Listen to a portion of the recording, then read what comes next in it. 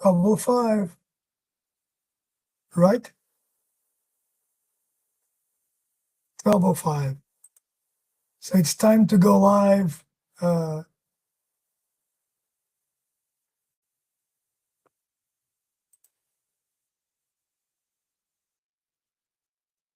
Yes. So guys, 12:05, time to go live.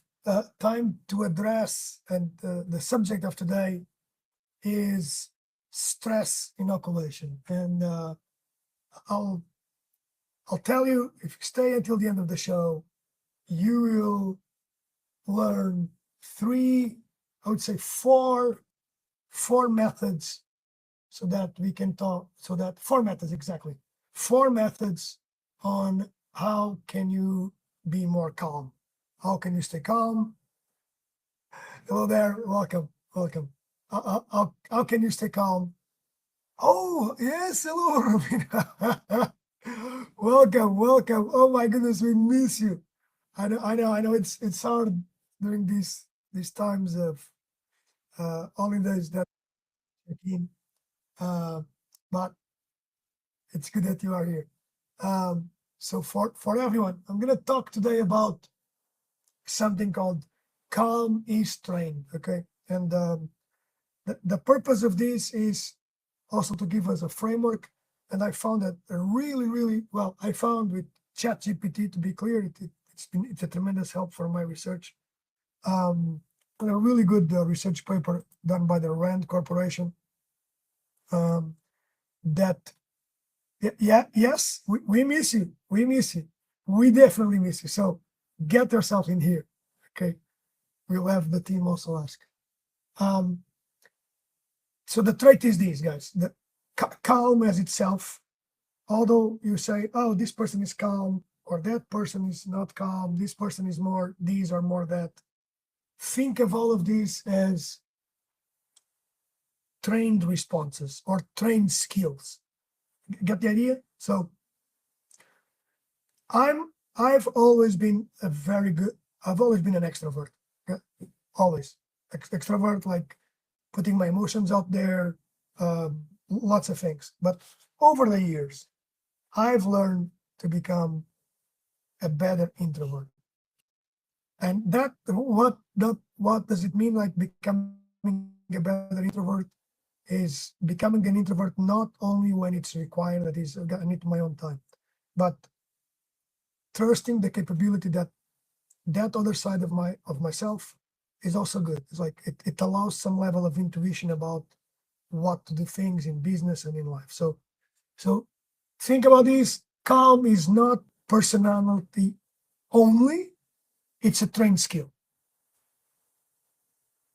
Stay that, like, you want to be able, and we get a lot of our students that say or feel and do that either I'm 0 or I'm 100. 0 meaning I don't care, or like I'm gonna care a lot. And sometimes you need to go in between these two things. And this is a trainable skill. It's trained in here. When you are under pressure and we ask you, okay, now try a cover. Okay, now you don't want a cover, you want to have a kick, or you want to have a cover and the clinch. These are different responses for the same level of stress.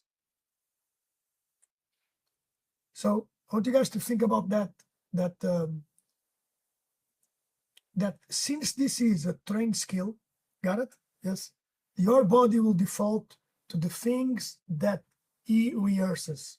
And it's super important to rehearse this. Rehearse as if you mean it. That's why you see some of the games in here resemble a situation, a scenario, a time when someone is trying to hurt you with a punch, with a grab. And we rehearse this thing. And then your body, think about body connected obviously to the mind, will give you that. Got it? The body will give that response. And I think it's super important, since we do it in practice, that we bring this level of control stress, okay? That within some level of what skills are. Okay, so level of stress, being specific. Okay, and I'll be coming up. Level of stress. The camera is still falling. So I can try to punch or I can try to grab, and this could be a big level of stress. I could tie myself in to the partner, going really hard. Okay, but knuckles, or I can start using my hands. Okay, and the partner says, I'm more calm with that. That's fine, and I should go slower. Okay, now how do you increase the stress level in here in a controlled manner? If I'm training to block, for example, or to tie or to defend, what can I do? I can increase the defendant stress by, for example, giving him, okay, go and do 5 push-ups or push someone, and after that, make your defense. And you keep increasing those levels of stress, either by, think about an internal load or an external load. Internal load meaning think what's happening. Okay, internal load. Think about I'm hesitant, I'm getting nervous. Get into this model, okay, and then execute the defense. Or external load. That eventually brings an internal load. Push-ups, pushes, pulls, a bit of striking before. A task that gives you a certain level of stress. Good stress, of course, and control. And then on top of that, you say, okay, let's do the skill. And the skill, the one that I'm practicing now, could be the tie-in and the clinch, or it could be, okay, I have to step back and strike, or specify the skill based on what? This is where Krav Maga comes in, okay? Based on, okay, there's the door over there. In fact, there's the door really over there, to be clear. So if I decide to do a technical clinch, I want to pull and be able to exit, okay? That's a skill. I'm working my entrance and the exit. If the skill is related to, okay, I want to be able to solve this situation by bringing him to the ground and stay with him, do that. And, okay, you do need to repeat this skill. You need to repeat this under that level of stress. So think about these as levels and things that you want to do with your partners. If you repeat this, and what I mean by repetition is not being a blind,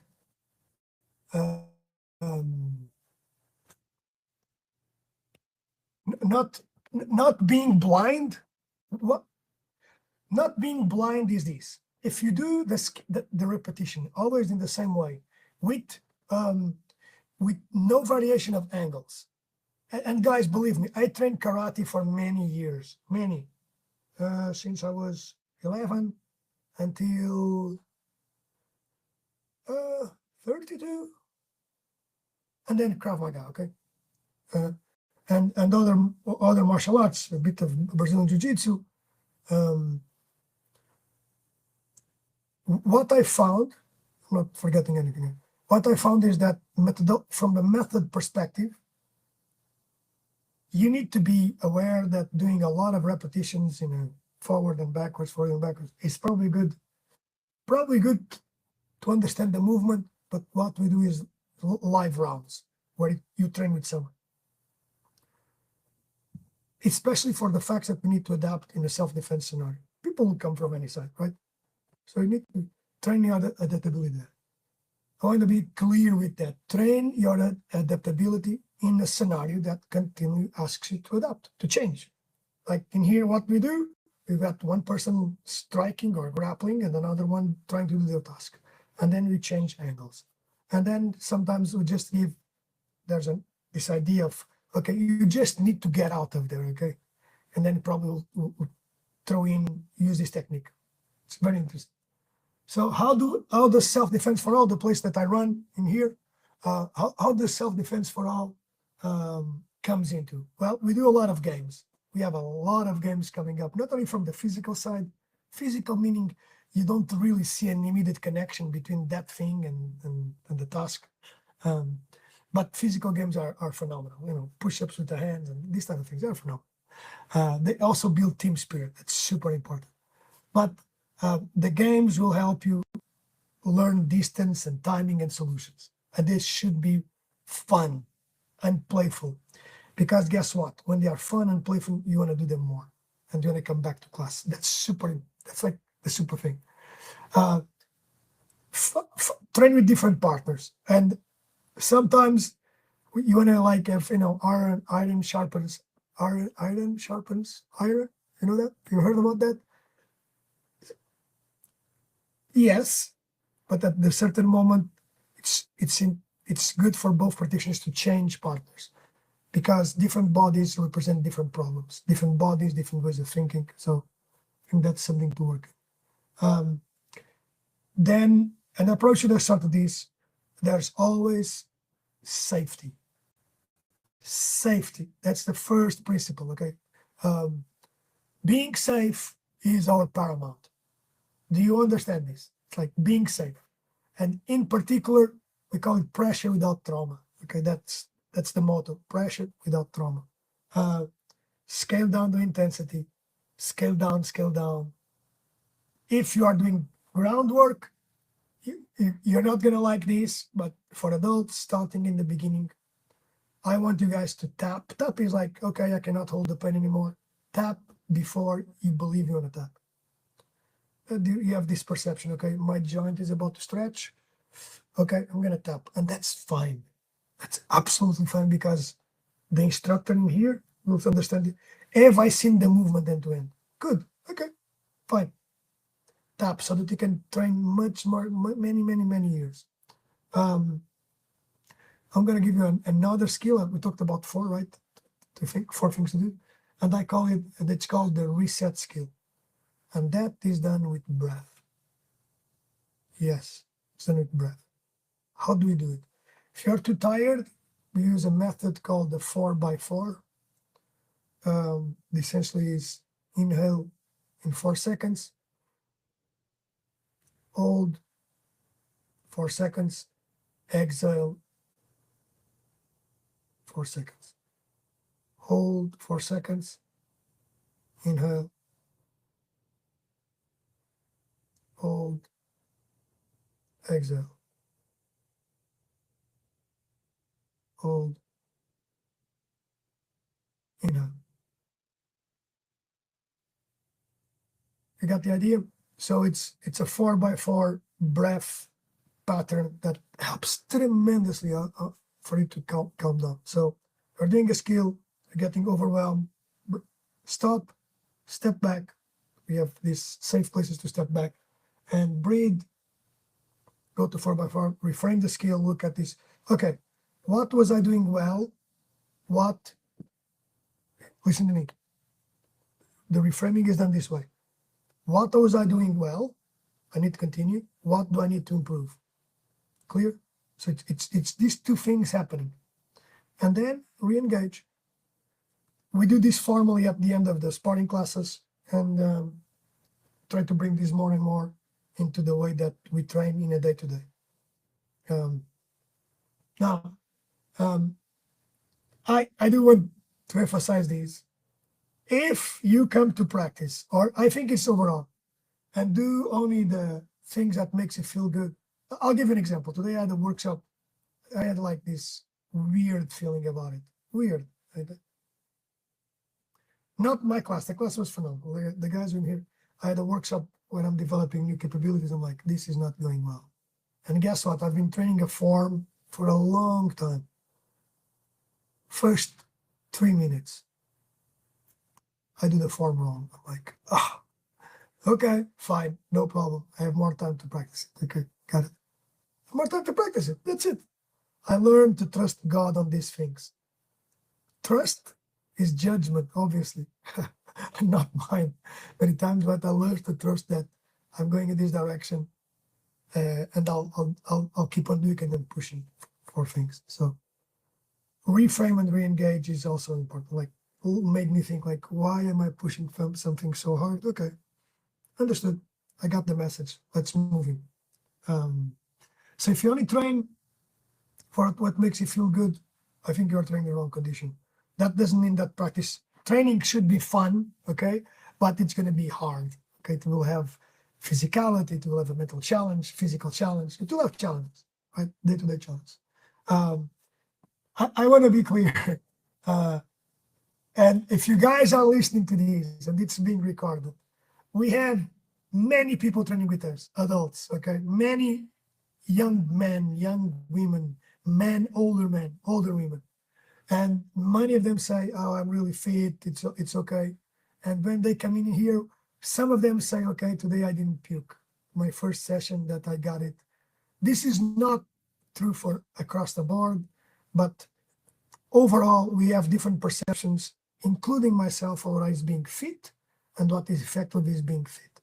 And the moment when you start to be tested, and if you're like, oh, I'm not at that level, you have two options: breathe, reframe, re-engage, or forget it and forget the problem. Most of the people that are in here, they don't forget it. They say, I'm going to re-engage. It's a decision. So we in here, we don't traumatize people. We build capability step by step. I think that's important. Folks come in here, they cannot do one jump rope. After a couple of months, they do 100. It's a big change. They cannot do a arm drag because the mental skin is not there. Guess what? A couple of weeks, they are doing an arm drag. Oh, they can go to someone's backs. I think that's phenomenal. So what I would say, guys, is this. If you want to learn calm under pressure, want to learn it, okay, it's a thing, hit the button below and comment calm. This will effectively help you and train the capability in here, at the self-defense side, but also with you learn how to breathe better. You will use this tool across the board. When you're talking with a loved one and things are not going well, like, okay, what have I learned? Step back, breathe, reframe, re-engage. I hope you enjoyed this. I do have a reference for you guys. It's called Stress. And if you enjoy this, make in this video, subscribe, make a comment, say thank you, or don't say thank you, put your questions in there. I'll find ways to sort them out. And I want to give you one more thing. The RAND Corporation did a very interesting study on stress inoculation, performance under stress. I'll share with you the link. And as an extra bonus, here we go, I'm sharing you with everyone the link to your study. And in here,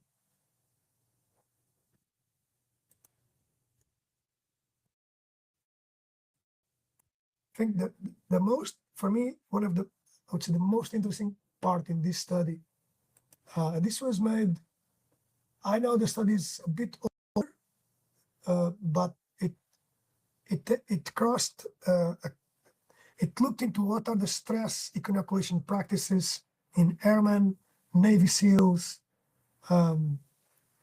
with, I would say, in terms of methodology, the RAND Corporation did walk to the several branches of the military. Stress inoculation for the battlefield airmen by Sean Robson and Thomas Manakapili. Nice. If you look into page, I believe 46, am I right?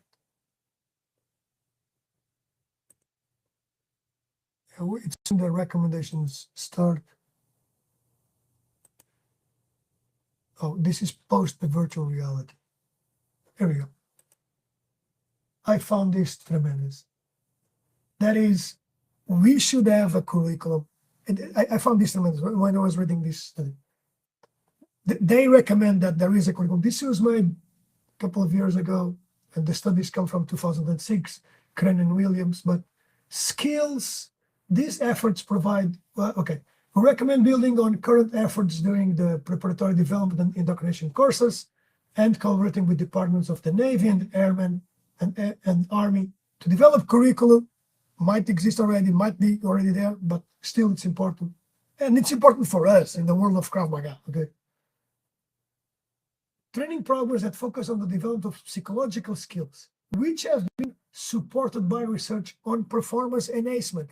This is where you need to hit. One, imagery. Imagery, understanding, okay, what's happening. See it in your mind, put it in there. Basketball players, there's good research on this. Attentional focusing.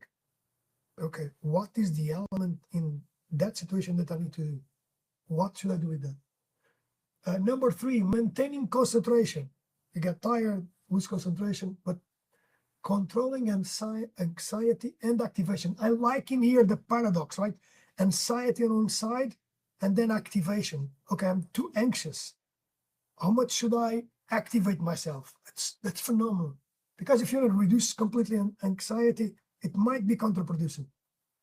Positive self-talk and goal setting. See the amount of things that, at least in the areas of self-defense, we do this, but we do this at a very basic level compared to what is having an effective curriculum that follows side by side. One of our trainers, by the way, has developed an initial framework, talk with Delilah, on how to start developing attention span and awareness. It's very interesting exercise. So if you guys got value for this, I said I had an end bonus at the end, an end bonus, obviously, end bonus at the end. The studies, the project are enforced by the Rand Corporation. It was published in, it's a report that comprises things. I want to give you the right timing. 2014. There might be already a new version. This one seems pretty good, pretty powerful to help you learn how to have stress inoculation. See you tomorrow. Enjoy your time. And thank you for being here.